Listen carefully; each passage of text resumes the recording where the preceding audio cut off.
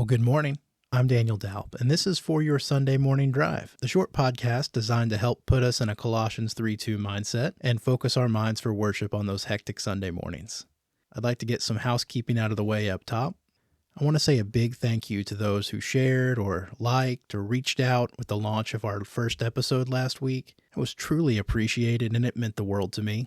I hope it was encouraging and beneficial to you. That's always my goal. And if you do think that there is someone that might benefit from our podcast, please give us a share. That's the best way to help us grow. I did want to make you aware of some ways to reach out to us and keep tabs on the podcast. We can be found at X or Twitter or whatever it's called now at FYSMD Podcast. You can also find us on Facebook, or you can reach out by sending an email to foryoursundaymorningdrive@gmail.com. It's my prayer that you are having a great morning, and if not, hopefully today's episode can help get you moving in the right direction. Well, let's get into it. This is episode 2, Falling Apart. Let's go to church.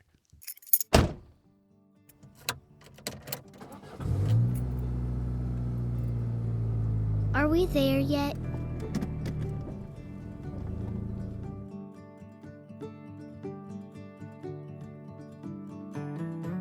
Have you ever heard the saying, a Bible that's falling apart belongs to someone who isn't? I understand this is a general saying, and it's somewhat negated by how many of us use electronic Bibles nowadays.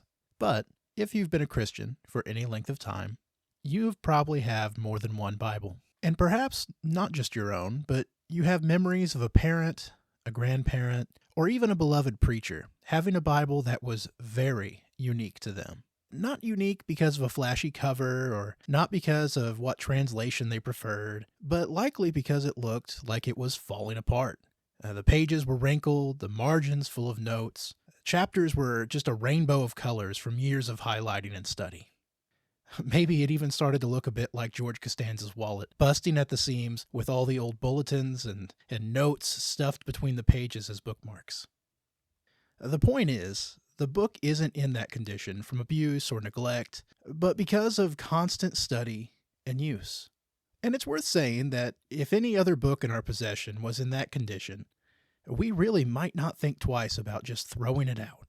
But with the Bible, we take pride and we take confidence in knowing that the more we wear out our Bibles, the more intact we are as Christians.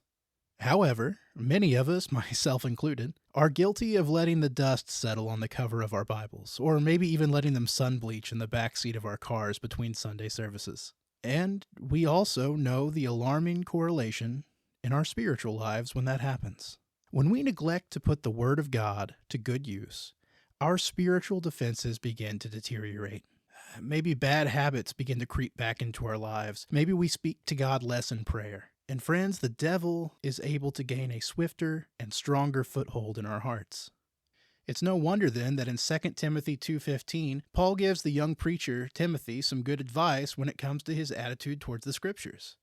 He says, "Be diligent to present yourself approved to God, a workman who does not need to be ashamed, accurately handling the word of truth." Friends, let's make sure that, if anything, we are building up our faith by wearing out our Bibles, rather than destroying our faith by letting the world wear out our convictions. I'm Daniel Dalp, and these have been some thoughts for your Sunday morning drive. Our discussion question today is, how much time do you spend in the Word of God? What keeps you from studying more? And what can we do to be more committed to the Scriptures? A follow-up question, what techniques or habits do you have that might help others study more effectively?